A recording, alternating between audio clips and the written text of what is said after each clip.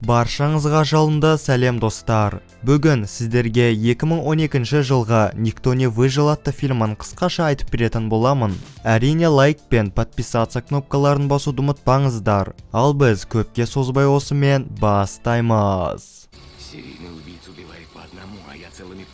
Жас жұбайлар багаждағы заттармен бірге басқа қалаға көшіп барады. Рөлдегі жігіттің есімі әзірше белгісіз, ал қасында Бетти атты қыз отыр. Жолда қонақ үйге тоқтаған екеуі жаңалықтардан 6 ай бұрын жоғалған Эмма атты қыз туралы естиді. Жас қызды полициялар қарқынды іздеуде, сондағы бар тапқаны ағашқа керісінше жазылған «Эмма тірі» деген жазу.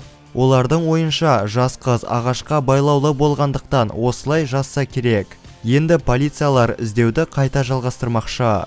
Осы кезде Хоак бастаған банда мүшелері бір бай отбасының үйін тонауда. Бір кезде күтпеген жерден үйдің иелері келгенде олар не істерін білмей қалады. Хоак бәрін өзі шешпекші болғанда Флиннің жүйкесі ұстамай, сол жерде отбасыны атып тастаса болама. Банда мүшелері оның бұл әрекетіне қатты ашулы. Істеп жатқан қылмыстары аз болғандай, енді тағы мойындарына бірнеше адам артылды. Осылай банда мүшелері жақын маңдағы кафеде ақылдасуды шешті. Осы кезде сол кафеге Бетти жұбайымен келген болатын. Бастықтары Флинді бар жоспарды құртқаны үшін сөзге алуда. Сондықтан жігіт бәрін өзі жөндеуі тиіс. Бір кезде Флин кафеден жолаушыларды көріп, солардың қасына жайғасады. Жүргізуші бұл жерге уақытша тоқтағандықтан бұзақының сөздеріне мән беретін емес. Сонда Флин оның менсінбей отырғанын байқап, қолын пышаққа қарай соза бастайды. Ал бұны байқаған жігіт қорғануға дайын отыр. Сол кезде оларға Хоак келіп, Флиннің қылықтары үшін кешірім сұрап, оны кафеден өзі қуып шығады. Жолда екеуіне мотоциклдағы біреу шабуылдап, көлік аварияға түскен болатын. Сөйтсе ол Флин болып шықты және көлікті үйге әкеліп, осылай бастығынан ақталмақшы екен. Бірақ та бастығының ашуы одан әрі қоза түсті. Өйткені оның кесірінен бұл іске Хоактың ағасы Итан да тартылған екен. Байлауда отырған екеуі белгісіз қоймада естерін жинайды. Итан қыздың тамағына пышақ қойып, жүргізушіні әңгімеге тартпақшы. Бірақ та қыз жігітінен кешірім сұрап, сол жерде пышақпен өзін өлтірген болатын. Не істерін білмей тұрған Итан жігіттің қалай босап кеткенін де байқамай, ақыры тұтқынның қолынан қаза болады. Осы кезде көлікті тексеріп жүрген Флин багажды ашса, ішінде байлаулы қыз жатыр. Аяққа тұрған жас қыз қашуды шешті, бірақ та Флин Тамарамен бірге оны үйге күштеп кіргізген болатын. Байлаулы қыз жаңалықтарда айтылған Эмма және оның айтуынша бандаға тез арада бұл үйден қашқан жөн. Өйткені жүргізуші бәрібір олардың әрқайсысына келеді екен. Хоак Дэнни мен Тамараға Итанды тексеріп қайтуды бұйырады, ал өзі қызды сабырға келтіруде. Көп замай Эмбер қызды танып қойып, бандаға телевизордан жоғалған Эмманы көрсетеді.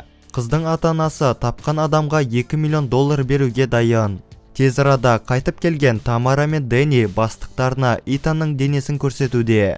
Енді Хоак нағыз маньякқа тап болғандарын түсініп, не болса да оны табуды бұйырады. Олар Итанның денесін сарайға жасырып, маньякты жабыла іздемекші. Бірақ та ол Итанның ішіне жасырынған екен. Осы кезде Беттидің өлгенін естіп, Эмма жігітке бірнеше соққы жіберіп, олардан қашуды шешті. Бір кезде Хоак оған пистолетті бағыттағанда, жас қыз ағаштардың арасынан жүргізушінің бейнесін байқап, қуанышпен үйге қайта оралады.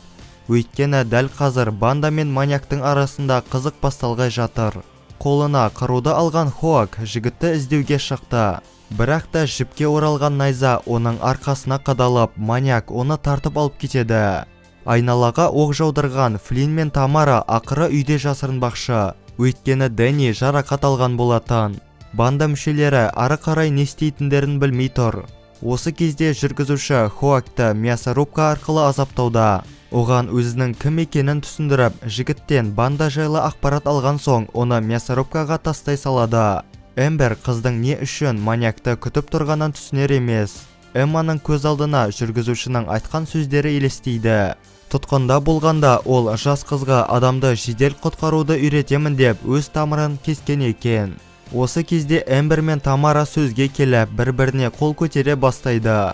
Бір кезде жүргізуші есікті қаққанда Флинн есікті ашқан болатын. Алдарында Хоактың сақинасы бар қапшық тұр. Ашу үстінде Флинн оны теуіп түсірсе, қапшықтың іші толы фарш екен.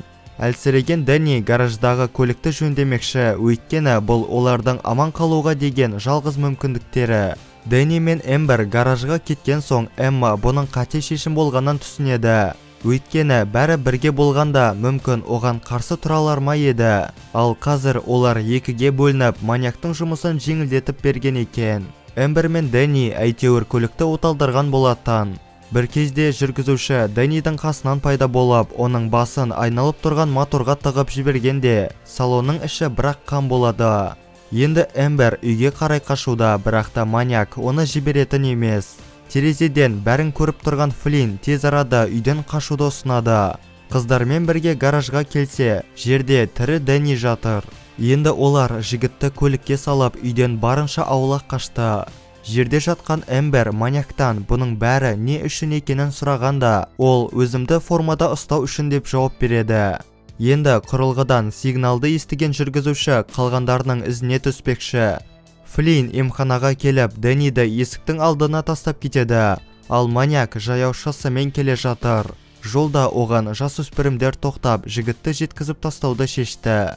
Қонақ үйге тоқтаған Флинн ғимараттың иесіне көлікте қалған маньяктың картасын береді. Сонда кассир бұл картаның шын мәнінде кешегі жүргізушінікі екенін есіне алып, жігітке кілтті берген соң тез арада шерифке қоңырау шалады. Душта Тамара мен Эмма Флиннді өлтіріп, тез арада қашуды шешкен болатын. Бірақ та бәрі ойдағыдай болған жоқ. Флинн шерифпен сөйлесіп, екінші қолымен пистолетті Эммаға бағыттайды. Сол кезде қыздың есіне тұтқында болған жағдай түседі. Жігітке барынша көмек көрсетіп, аман алып қалған соң, ол қызға алғысын айтып шығып кеткен екен. Сөйтсе, қойманың есігі үнемі ашық болыпты және маньяк енді қыздың саналы түрде өзіне бағынышты екенін аңғарды. Осы кезде жүргізуші терезе арқылы душқа кірген болатын. Шерифті атып түсірген Флинн душқа келсе, Тамара қайтыс болыпты. Эмма үйден қашып шыққанда Флинн оны атпақшы болады, бірақ та қызды полиция көлігі құтқарған еді. Рөлде отырған маньякты көріп, Эмма оған оқ жаудырғанымен бірде-біреуі тиген жоқ. Енді Эмма жігітті темір трубамен соққыға жықпақшы. Бір кезде Флинн қарумен Эмманы атпақшы болғанда, жігіт қызды құтқарып, оқты өзіне қабылдайды. Жүргізуші онымен біраз арпалысуда. Бір кезде Флинн қолын қаруға қарай созғанда, Эмма оны құтқарып қалған болатын. Енді қыз автоматпен өзінің азаптаушысын өлтіруді шешті. Бірақ өкінішке орай оқ таусылған екен. Сонда жігіт қызға жақындап, ішіне ақырындап пышақ тығады. Сөйтсе, қыздың ішінде маньяк орнатқан чип бар болып шықты және қызды енді босатуды шешкен екен. Дэнни ауыр халде палатада жатыр. Көп замай дәрігердің формасын киген маньяк келіп, ешкім тірі қалмады деп жігітті сол жерде өлтіреді. Емханадан шықса, фургонның қасында журналистер топырлап жүр. Осылай жүргізуші Эммаға өзінің қасында екенін білдіріп, ары қарай жолға аттанады. Осымен біздің «Никто не выжил» атты киномыз аяқталады. Достар, видеоны соңына дейін көргендеріңізге үлкен рахмет және де лайк пен подписаться кнопкаларын басуды ұмытпаңыздар. Ал ендеше келесі видеода жүздескенше сау болыңыздар.